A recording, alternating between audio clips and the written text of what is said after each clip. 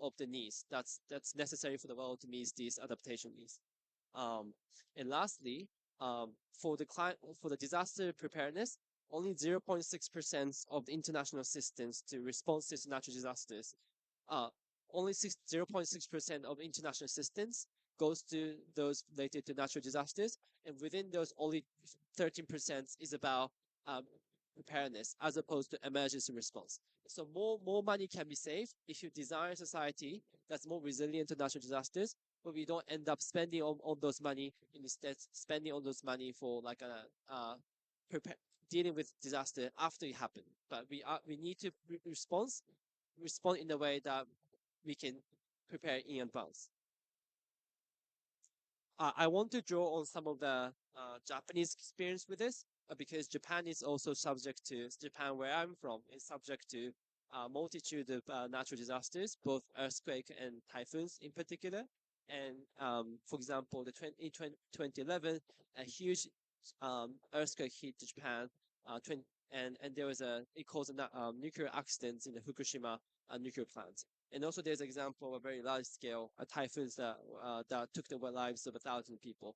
However, since these mega disasters, Japan has developed a system and society that's very resilient to these natural disasters. And these days, even when magnitude 7 or 7.7 earthquake hit any part of a country, there's a very few casualties. So I want to talk about two main lessons or the takeaway the Japanese society has took from its history of dealing with natural disasters. The first is the policies and infrastructure development. So throughout Japan, there's a many breakwaters or sewage system that's specifically designed to be resistant to typhoons, so that whenever typhoon hits, these disaster doesn't bring as much of a economic or human casualties as it would be the case in decades earlier. There's also a thing called the hazard map, which is the map of your city, which shows like which areas of city is most vulnerable to typhoons or earthquake. So the area with the most danger is like highlighted with red. The area with modest danger is highlighted with yellow, and the area with little to no danger is highlighted in blue. So you know what kinds of risk that your neighborhood have as against these disasters, and you know where to escape if this disaster were to occur. The other and perhaps more important aspects of a society, the resilience of society against these disaster is community-led lessons and responses.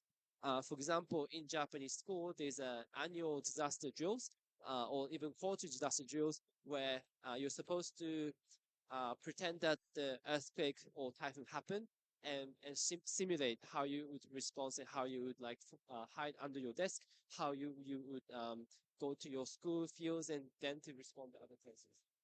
Oh yeah.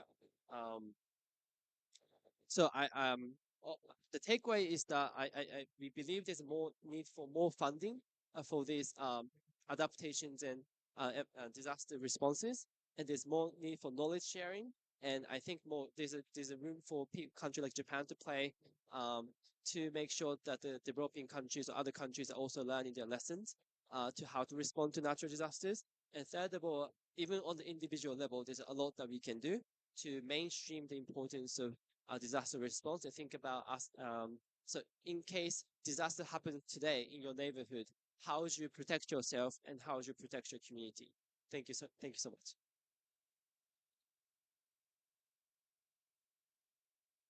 Thank you, Satoshi.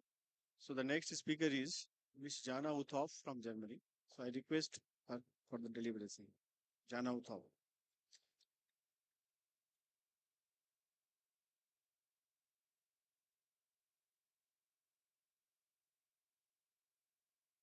Not at the beginning.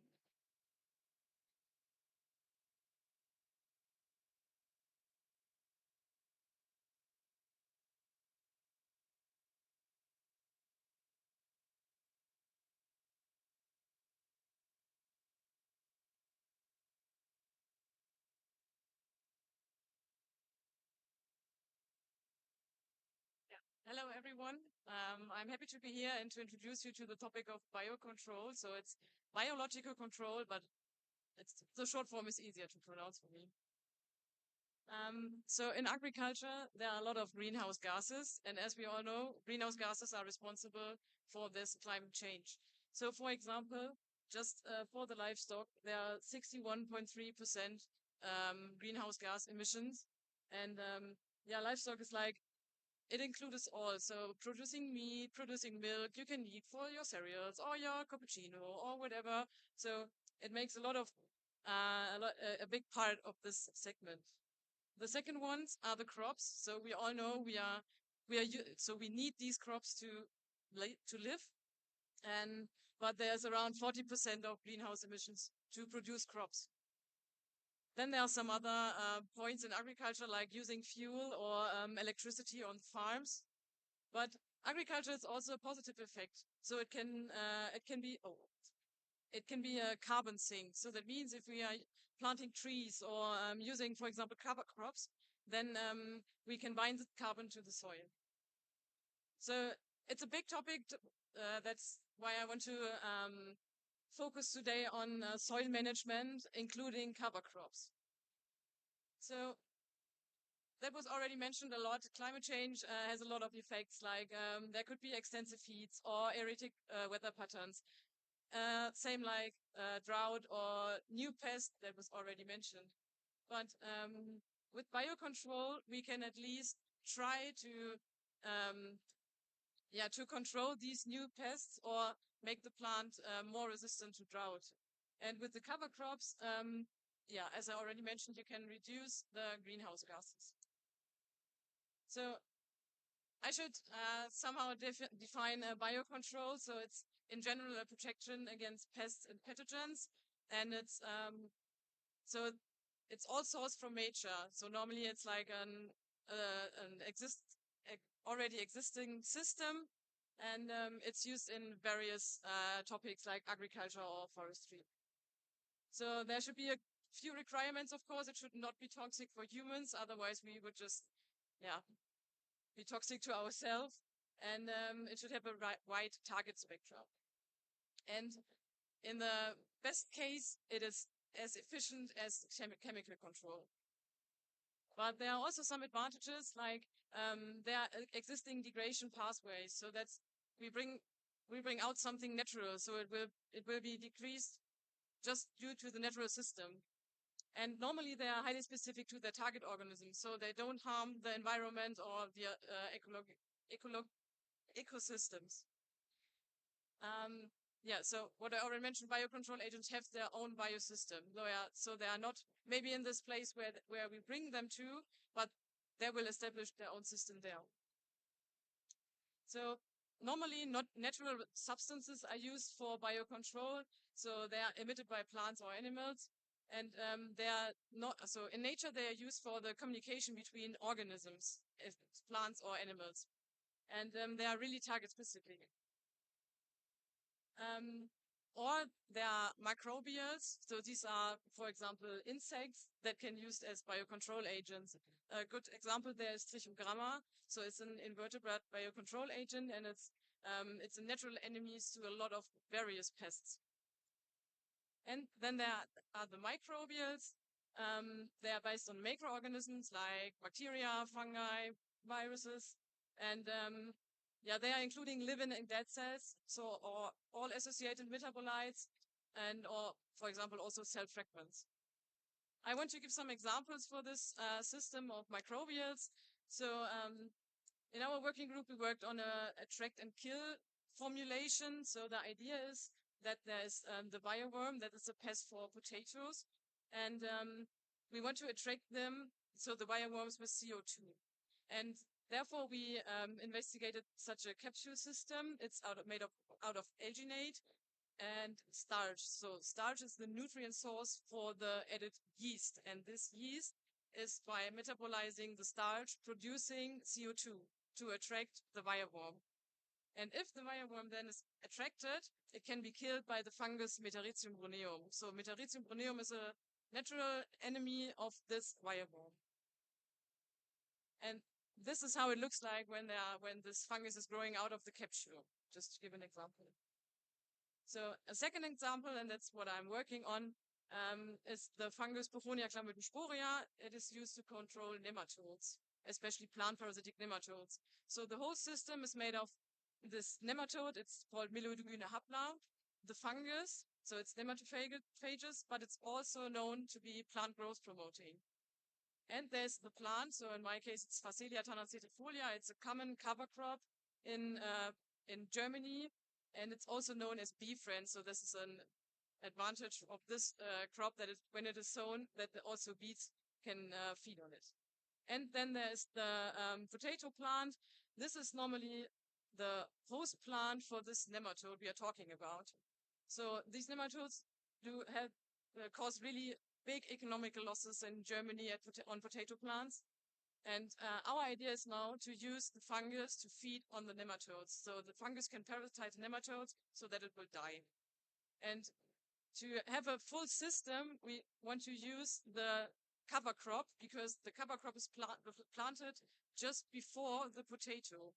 And now the idea is to bring the fungus out with this cover crop, and then the fungus can feed in this growing period of the cover crop on the nematodes. So when the when the potato afterwards is planted, then there's less nematode pressure for the potato itself. So this had some advantages also for climate change, because the cover crop is fixing nutrients, and so nitrogen and carbon dioxide, and it can be additionally used for pest management.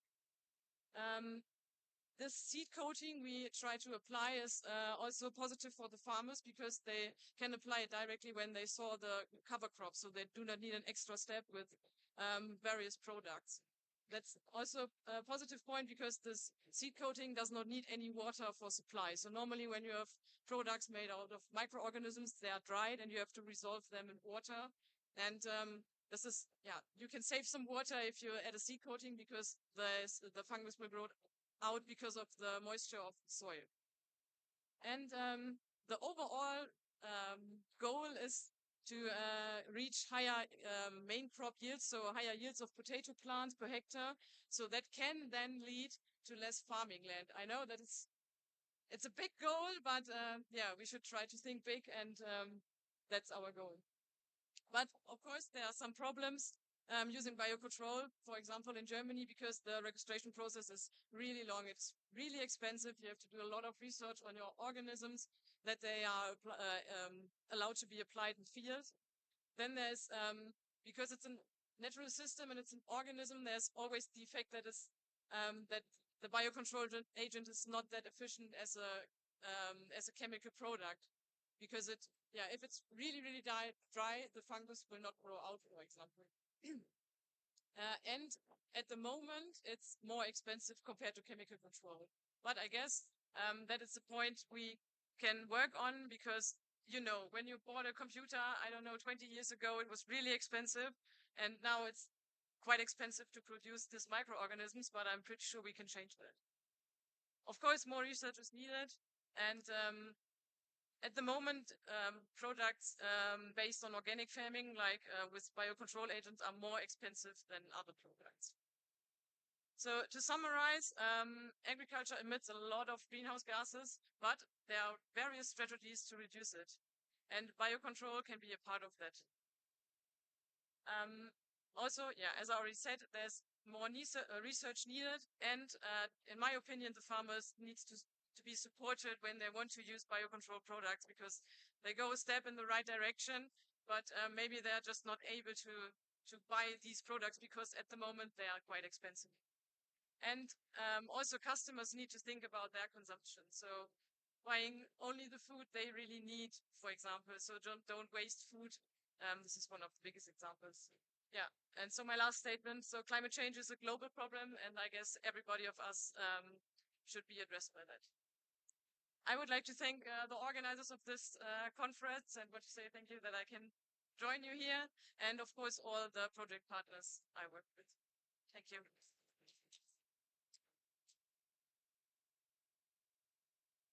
Thanks, Jana, to stick to the time. So the next speaker is Dr. C.K. Jha from IIM Ahmedabad.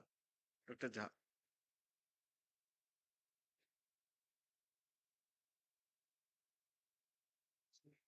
first of all, thanks a lot to the organizing committee for giving me opportunity to speak about the climate change issues and how we can make our future more sustainable.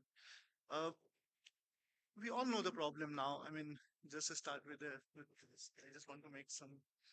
Um, I mean, we remember, like, we all remember how we used to make our daily routine for our 10th board exam, no? Like, right after our ninth class, we started making, okay, we will wake up 4 a.m. in the morning, we will try to complete some syllabus and then try to achieve some goal. After 7 8 months, we realized that, okay, none of the routine has worked. Now we have to make a plan, like in the 2 months, how we can complete the entire syllabus and at least pass the 10th exam.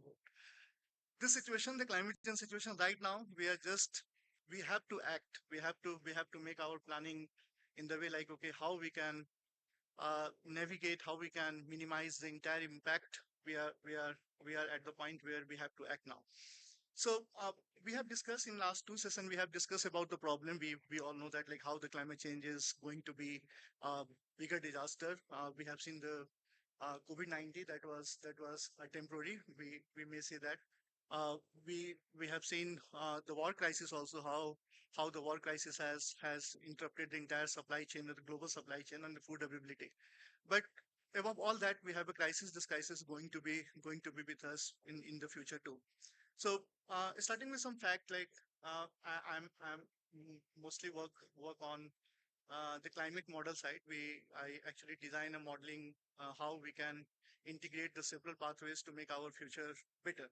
So I'm just putting some fact here. Like, currently, because we are talking more in terms of the G20 country. Currently, no country in the G20 group is very close to SDGs goals. Like, the average uh, numbers is percentage is to reach the I mean the SDG target is just 79.91%. So we are still, like, we have a long way to reach the sustainable development goals in the coming future.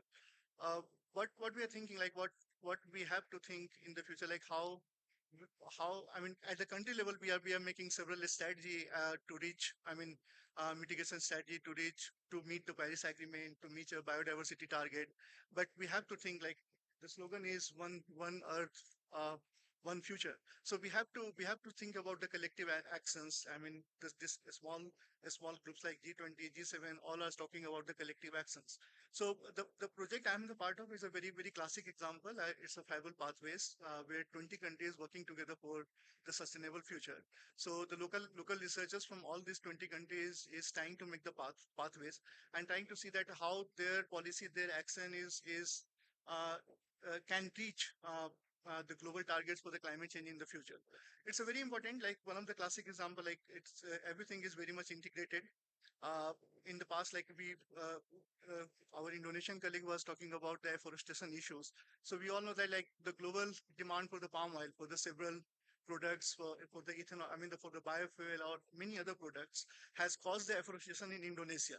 So at some point, palm oil has helped to reduce the climate impact and mitigated some of the issues, but it has created a larger issue in Indonesia. Uh, One more example, like, in terms of the biofuel, because I have prepared something for the clean energy also. So just putting that example, like, in around 2000, in early 2000, when US started uh, thinking about the biofuel, they have started using maize for ethanol production, and that has got the global food security issues in just 4 5 years. So. Okay, we have think about the climate change. We think about the mitigation strategy. We have started using biofuel, but it has some impact on and it has some downfall impact also.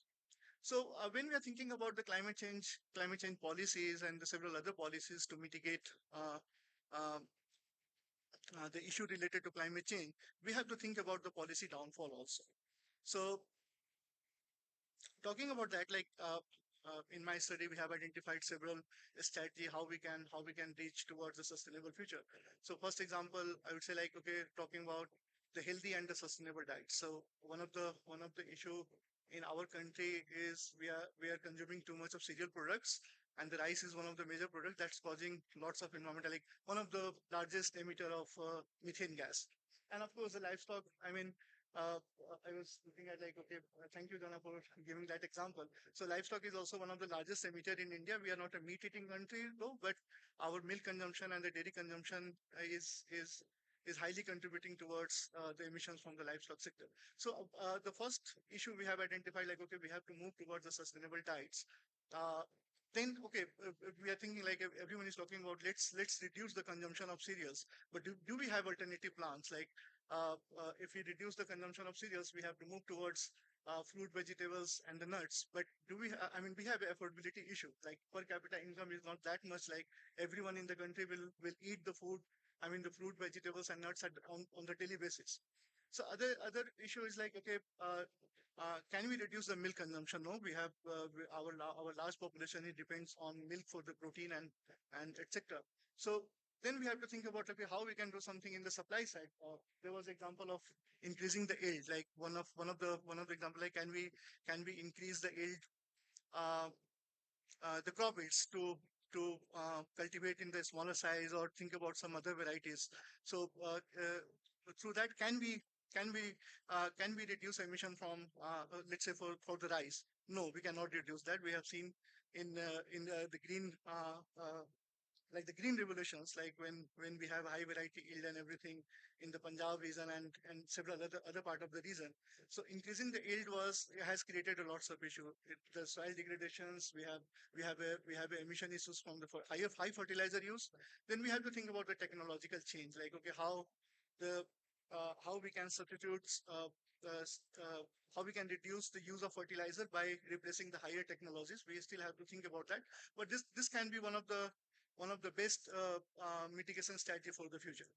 Second, like in terms of the livestock, like we cannot, as I said, we cannot reduce the consumption of uh, the milk product, but we can think about the better livestock production system, like how we can reduce emissions from the livestock. Like we can enhance their digestive system, we can enhance our feed efficiency, and this can be a better way to reduce the emission. I mean, these are the two examples, but there is a many other mitigation strategy example from the livestock sector. From that, we can reduce the emissions. The third example, again going back to the biofuel things in India. In recently in 2018, we had a new biofuel policy where we have discussed about, like, we will have a 20% blending for petrol through ethanol. So we had this policy, but as I said, like we several times we don't think about the downfall of the policy, but through our work we try to analyze, like, okay, what kind of the negative impact it will have on the other sectors. So let's say, like, so far we are in morning. One of the speaker has said that, like, we are close to meet 12% blending targets, but most of us, I mean, so far we were dependent on the molasses, and the molasses was mostly coming from the sugarcane. So if we increase the production of the sugarcane to meet that blending targets, it will have a very large impact, because it's a water use crop. So it will have a large impact on our groundwater, and also it's a very high fertilizer use crops. So it will have an emission issue from the fertilizer. Second, we have a limited cropland, so then we have to expand our cropland. It will have a negative impact on our biodiversity, and also it will have emissions from the land use change. So of course we have to make our other lands like wasteland in the cultivable lands, and then that lands again will create the emission. So this is another side. Then through our study and through several study, we have identified that, okay, sugar juice can be directly used for the ethanol production, and that is a more easy way, more sustainable way to get that, because the yield is very high. So we can directly use sugar juice. So demand for sugarcane will be less. So that this is one of the mitigation strategy emerged from that issue. But still, I mean, if you think about the current state of the action, it will have a negative impact on other sectors also. Another aspect here, we had a residual burning issues in last 2-3 years in Punjab. So government has suddenly said that, okay, let's use the crop residuals for ethanol production, and they have started a plant also in Punjab. But matter of the fact that our 70%, 60% livestock sector is still depends on the dry fodder. So they are still depend on the crop residuals. Think about the situation if you start making using. I mean, of course, there are several other issues, economics of scale issue also related to using crop residuals. But think about the situation if farmer for the income start selling all the residuals for the ethanol production.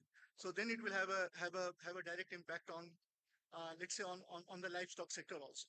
So do we have some other policy to fight with this situation if we will have a crop residual crisis in the future? So we have made some mitigation strategy to reduce the impact of climate change, but it has some negative trade-offs with the other sector also. So then supplementary policy emerged that okay, we have to again, as I mentioned that we have to make our livestock system more sustainable. We should start using industrial based protein for livestock feeding in India. So we have to make the policy. So for one policy, for one sustainable policy, we need a several other policy also to make it more workable, make it more action. So I have to conclude now. I think I have made some sense here. But just to conclude, if you have to think about sustainable future now, we have to start shaping it at this point. We have to start shaping it now. So we have to act together, not as an individual, not as a nation. We have the entire world has to act together to meet this global targets. Thank you. Thanks a lot.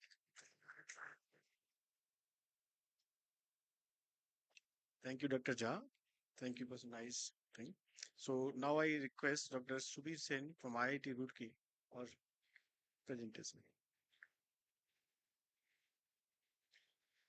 Thank you to the moderator and a very good afternoon to all of you.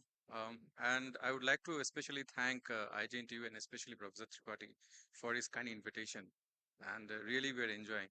And I'd also like to thank the previous presenters because they have made our life easy. We need not spend more time on understanding climate change and disaster.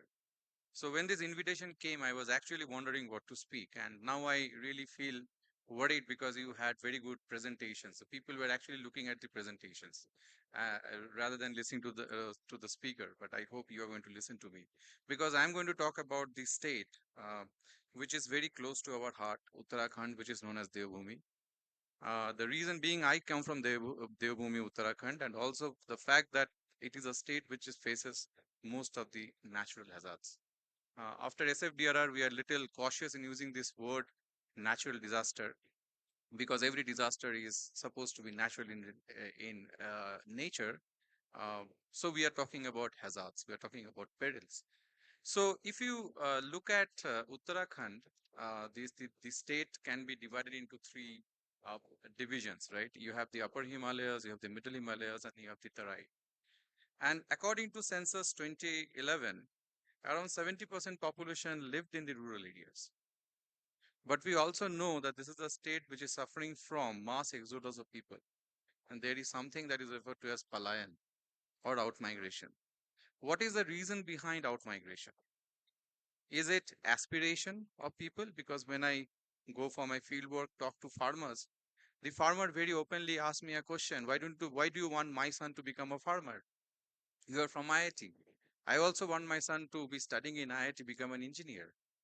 So there is a very clear cut, conflict with regard to holding on to your livelihoods as well as aspirations. And that's where I believe policy plays a role, and such kind of platform help us to learn from different countries, cross-cutting, ideas that will help us in our future growth and sustainability.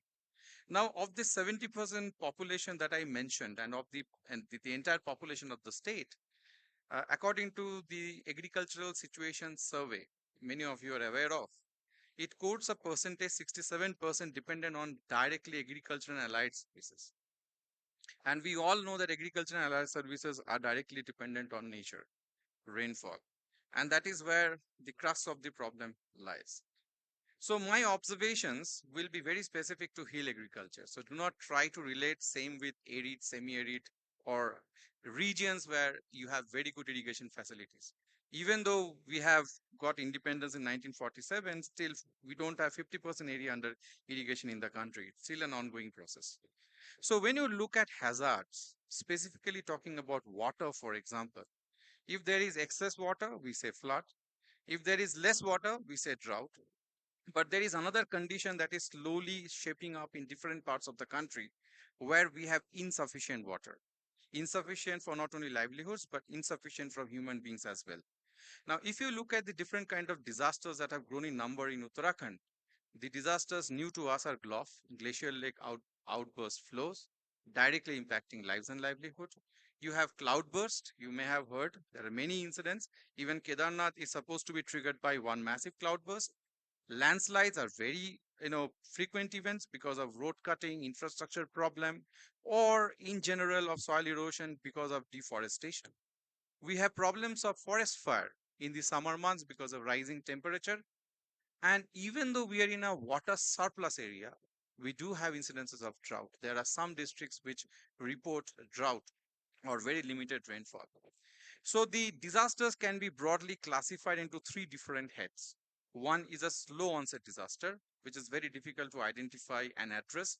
One is a fast onset disaster. It comes, it happens, it goes. And there are other disasters which are known as covariates, okay, or they are result of covariate risk. And these are something that are very difficult for us to handle and understand and address. So if you look at government initiative and policies, I don't want to take sides over here, but the point is there is an inertia in the farming system or in the farming society. They really do not want to move ahead. And it is us to be blamed partially because we have never understood or considered the traditional farming system as a quote unquote scientific system. Mind it, I'm coming from a technical institute. When I ask my student, do you want to become farmer? Then no one wants to become a farmer. But I can give you many examples now post-COVID where youth have actually come back, taken the benefit of different government policies, and they are now getting into farming. So what kind of farming activities they're getting into? They're getting into, this millet mission is going to work wonders if promoted in a very right way. Horticulture activities, if you look at the state of Himachal Pradesh and Uttarakhand, they're benefiting. You look at northeastern states, we have very new variety of fruits being introduced. Okay. Then you have some of these missions, like the National Rural Livelihood Mission. Okay, we have schemes like per drop more crop to address the water inefficiency problem. I can just go on naming different kind of policies, but what you do with this inertia, what you do with the aspiration problems, and why this aspiration problem is there in Uttarakhand? Because we were part of Uttar Pradesh. Many people used to leave the state just to go to Lucknow, and that movement is historical in nature. You can say that yes, to a certain extent, this is due to disaster. This is due to climate induced problem, that there are difficulties in adapting. There are difficulties in mitigation, okay, long-term mitigation, and there is limited knowledge. But I also have to acknowledge that there is enough policy in place that can actually make people aware and they can use it. The Char Dham network project, for example, which is being implemented in our state, will actually address some of the supply chain management problem. Of course, there are issues, building roads in such geography is not a straightforward affair, but it is going to address some of the supply chain problem. Now, role of tourism is also, addressed in some way that it will actually create, some kind of livelihood diversification alternative. But in my opinion, again, we have to move back to the rural system. So when I shared the title of my presentation, I said that I would like to reimagine climate resilient farm sector in Uttarakhand. Why?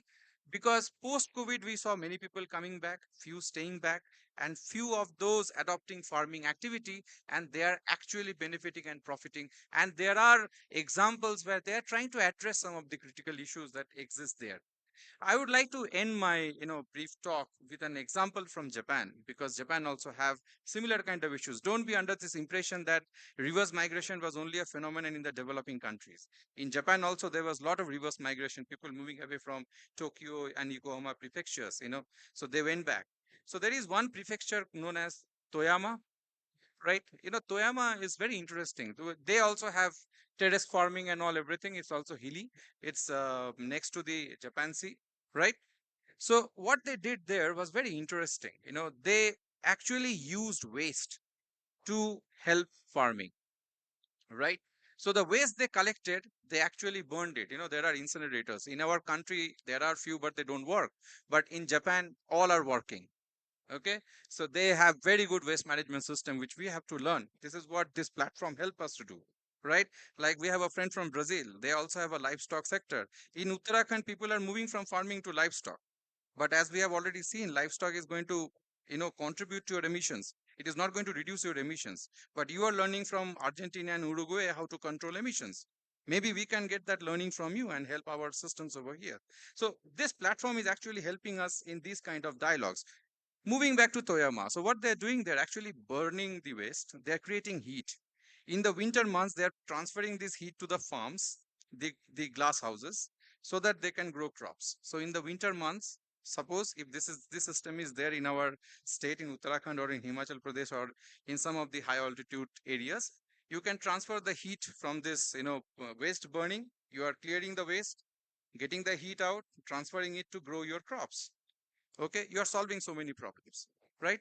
So I will just end with this thought that possibly as an economist we need to really do some economic planning and think how we can learn and we can reduce some of the challenges, because waste is also a big challenge, and I foresee it is going to be a big disaster, at least for a hill state like ours, where you do not have enough landfills, and waste is critically affecting the biodiversity because it is blocking the streams, blocking the channels.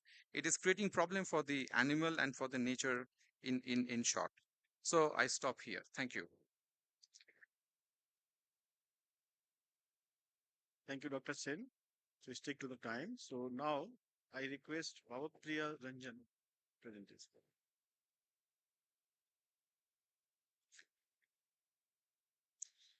A very good afternoon to one and all present here. First of all, I would like to thank this platform and everyone to come here and to discuss about this natural urgent call. It's a climate change. It's going to affect each and everyone. And it's a good opportunity for all the G20 nations and G20 citizens to discuss and find some solution.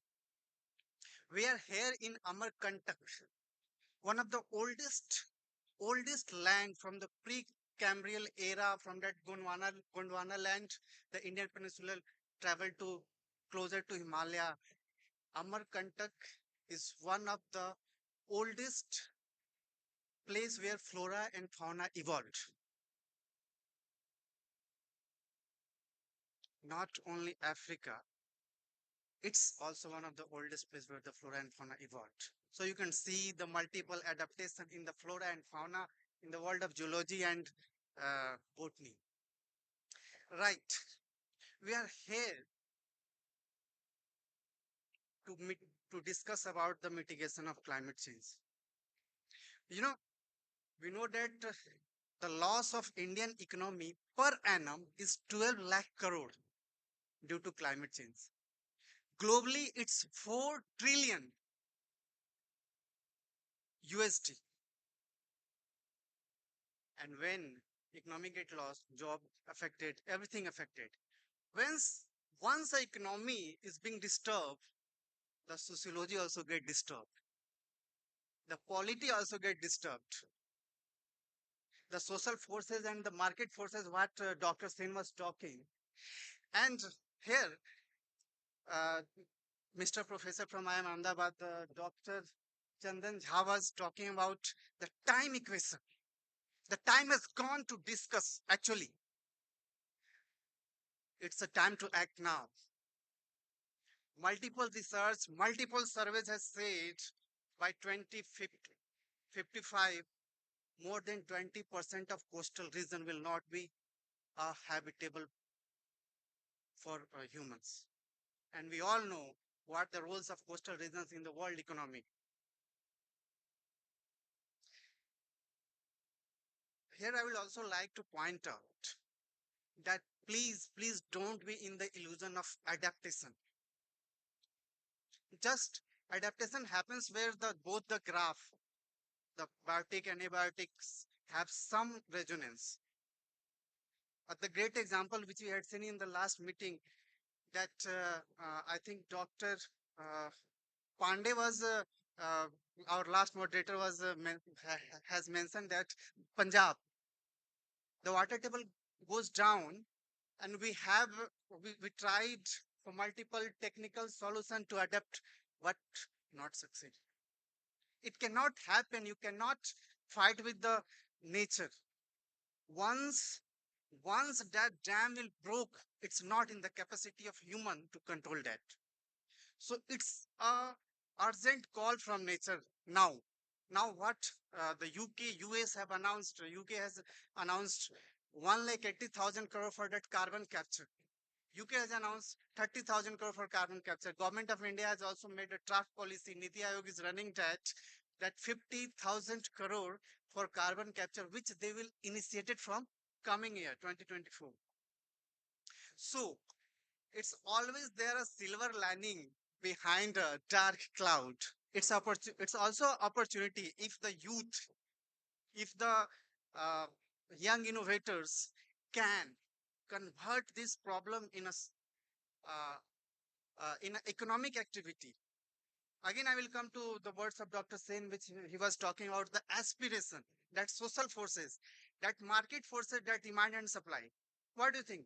Once this carbon capture, storage, and utilization uh, will get momentum in the market, and it will start generating crores of jobs, then the problem, the graph of this global warming will surely come down. Human effort has shown always some positive sign, and it can be controlled. We should be hopeful, and I'm very much hopeful.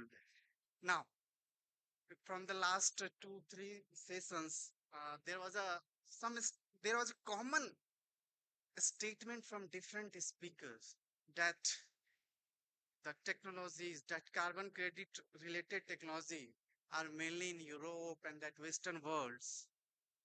But if you see the last decade, who has done more related to carbon? It's India, who which has completed its INDC. INDC is a intended uh, intended nationally determined contribution. India has done more than its commitment. When it's come to one sun, one world, one grid, who has started? India has started.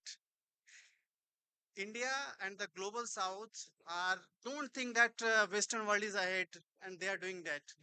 Time has changed. The world, the civilization, the human civilization has already seen. History has many examples.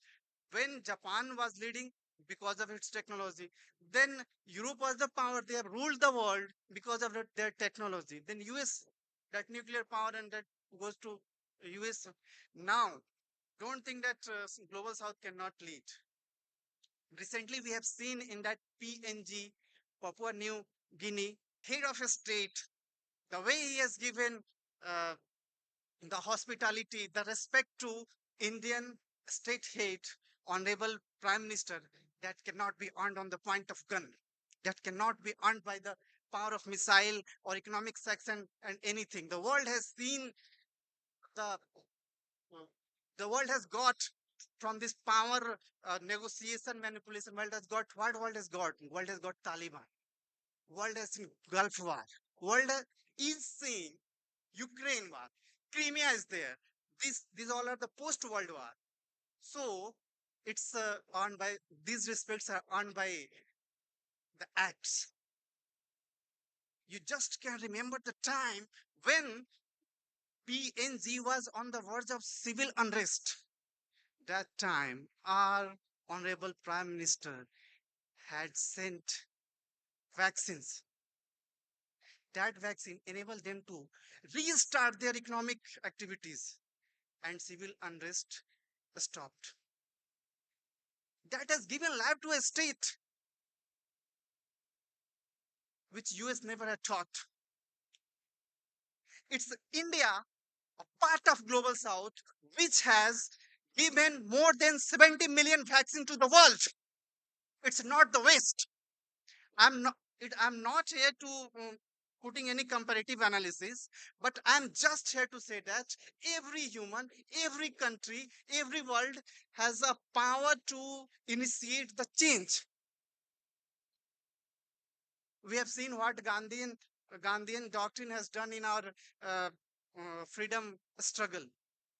When there was not a situation of collective satyagraha, he started individual satyagraha. The collective conscious will gain when when the effort will come from the people, from the everyone. It's a when it's come when if you will differentiate between the state and the society and everything different strata, yeah, it's okay for professional things to make the things fall on the place, but at the end we all are human and we all should know our responsibility. Now, we all love our mother. You know, there are multiple study that if climate change, the catastrophic effect of the climate change will not stop before the time, before it crosses its limit, it will. There is a word in sociology, uh, motherhood penalty, matritva dand. You know, there are places, not only in India, not in this central Indian state, mothers used to travel miles for water. If this climate change effect will accelerate, then they will have to walk more. If there is a flood, mother have to handle the child more. Children and mothers are more affected by this. So if you love your mother, you will have to act now from any place, wherever you are, initiate whatever you can do, at least spread the knowledge. Now, at last, running out of time, I will just conclude with last point. We can do this with help of 3C. First, connect. Second, convert. Third, conclude. Connect. A technical person connect with a person who have the social effect, who have an economic effect. If let's say I am a innovator, I am a scientist, I have technology, I should connect with a person who can exploit it more.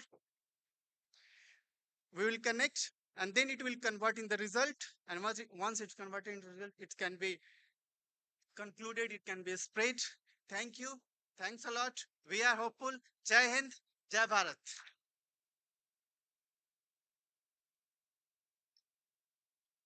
Thank you, Bhavpriya, for such a energetic talk. So he's very much involved in that. So we have a multidisciplinary panel. So I welcome the questions from the audience. Please, question.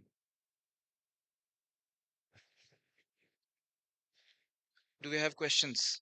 Yes.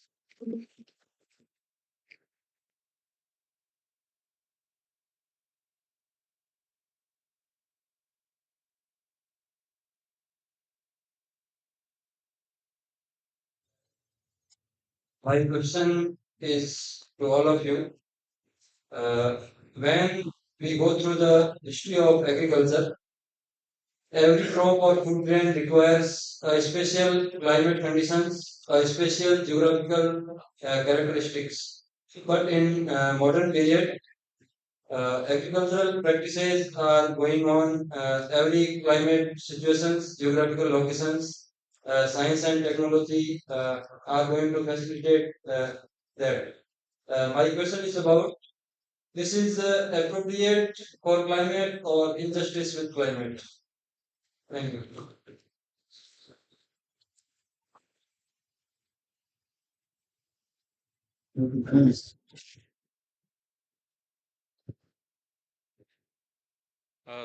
Thank you first for your question. I'm not sure whether we should say that it is climate just or climate unjust. Rather, given my experience with the field and especially serving in Punjab, Himachal Pradesh, Uttarakhand, Uttar Pradesh, among few states, the choice of crop has nothing to do with the climate per se, because in economics we are taught that it is the price of the crop that determines what will be grown in the next season. Now, having said this, there is another issue over here. You have to understand it. I am not here advocating certain actions of the past government or of the present government. So just try to understand the problem. we have 4 major companies which are selling seeds in our country, right? The replacement in seeds, in traditional seeds, have happened because of freely available seeds to the farmer. I was talking to someone, and can you tell me how many varieties of rajma you know? You know rajma, kidney beans? Do you know how many varieties are there? Okay, so there is a Beej Bachao Andolan in Uttarakhand. So according to their estimate, there are some 200 plus varieties of rajma. Forget rajma, for every seed in our country grown, they used to know in which season they have to grow what, under what climatic condition they have to grow what. So part of the crop that they had, they used to retain them as seeds.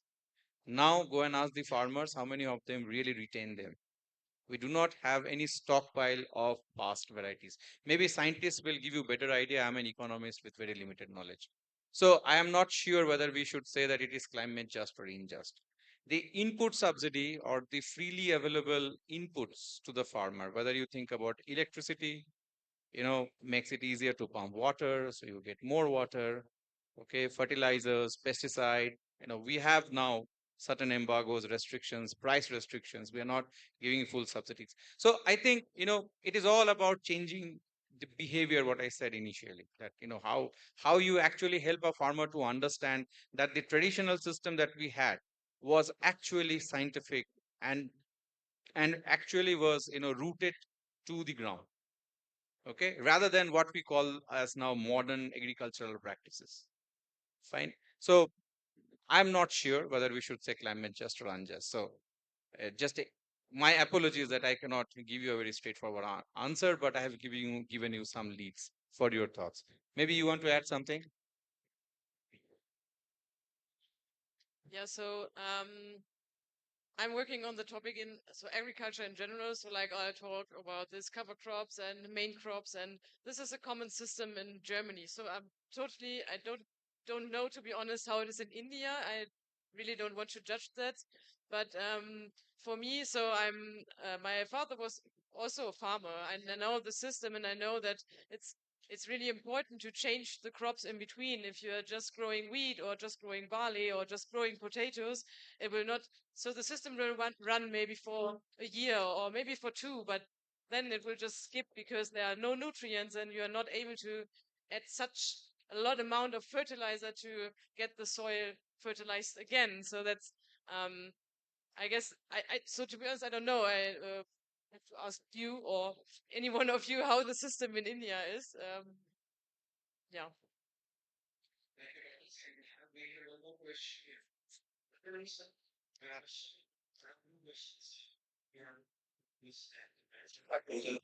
Among the panelists. So when we consider cost of environment, I mean, the idea of cost benefit analysis fits sustainability that I have observed. So what do you suggest? I mean, so that we can have more sustainable projects, because wherever you go, I mean, even we have a lot of talk at international forums or at national forums, but the sustainability angle, I mean, many people behind the door, they say that, okay, when we want to make projects sustainable, I mean, the cost of economics won't be in our favor.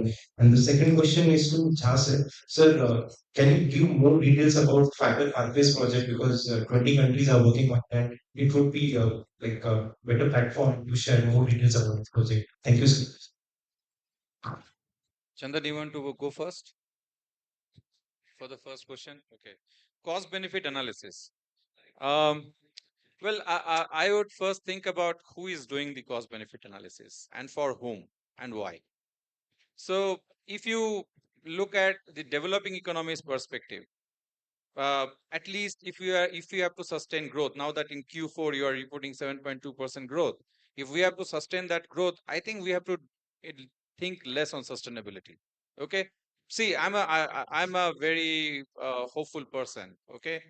At the same time, we are doing enough to actually try to address some of the unsustainable issues. Okay. But if you give the same baton to some other country's hand, they may say that, well, you are not doing anything, right? Okay. But we are in a world today, highly connected. Trade flows are impacted by environmental regulations. So today or tomorrow, what we are doing, if we are doing unsustainable thing, then we have to make ourselves more sustainable. Okay. Germany actually adopted renewable technologies way back when we were actually very critical about it, right? We were not even so positive about this entire solar mission, or right now that we are going for EVs. But I'm sure that in days to come we will also change our perspective on this. So when you're looking at the cost benefit analysis, I think it is very important for us to know who is doing it for whom and for why. So I hope you have got my answer. Thank you. Yeah. Anyway, thanks for the question. Yeah, Chandan. Thank you. I mean, I could not go into the detail because of the limited time, but I think it's a nice example to put here. So the Fable Pathways is an initiative by one of the UN agency called Sustainable Development Solution Network, and I cannot count the name, but almost most of the research institute, renowned research institute, is a part of this project, like including ESR Vienna and Prussian Institute of Climate Impact Research, Germany, and most of the G20 countries. Very interesting is like the most of the G20 countries are part of that project.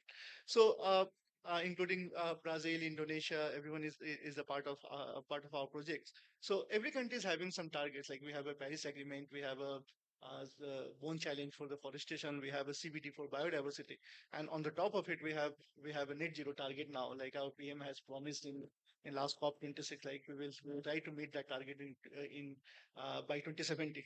So previously, I mean, lots of I mean, importance has been given to the energy sector, like even at the world level, because they are the highest contributing in the entire emissions and the climate change debate. But slightly like in the last decades, everyone is thinking about like the food system is one of the largest emitter, and they are contributing significantly into that. So many countries has come together five years back. They started thinking like the first objective was to create a capacity building among the nation, like to prepare the local researchers how they can design the pathways for the better future, and how they can model them in some kind of the modeling framework. So putting all these targets on the top, we started thinking about the pathways, like if you want to meet the net zero target, or if you want to reduce the emission, how our dietary system should be by 2050, how our clean energy should be by 2050, how our livestock sector should react, how our afforestation, biodiversity target, and the many others, like almost we are targeting 70 sectors related to agriculture and allied activity.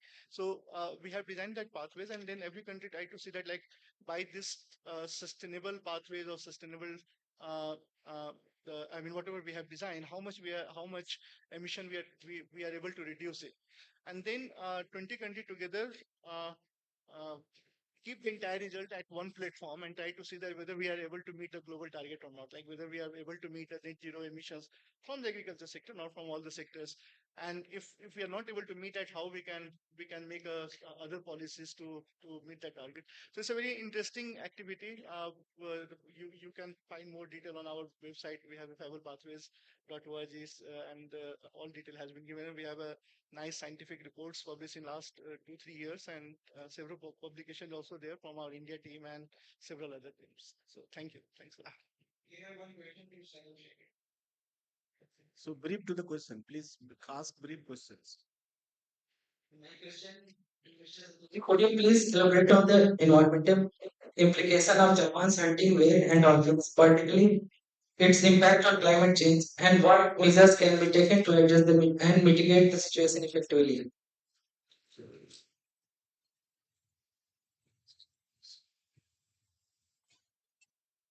Sorry, to clarify, your question was to elaborate more on the effects of climate change on Japan's experience with disaster. Then, Could you please elaborate on the environmental implications Mhm. of Japan's hunting of whales and dolphins, particularly its impact on climate change, and what measures can be taken to address and mitigate the situation effectively?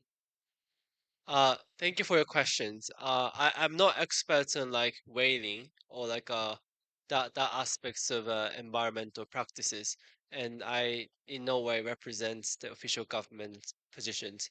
But I like it's about whaling, right? The way like the fishery. Um, so I'm aware that Japan is one of the country that has a long culture traditions of of some community on the sea line, on the coastal line, um, practicing fishing of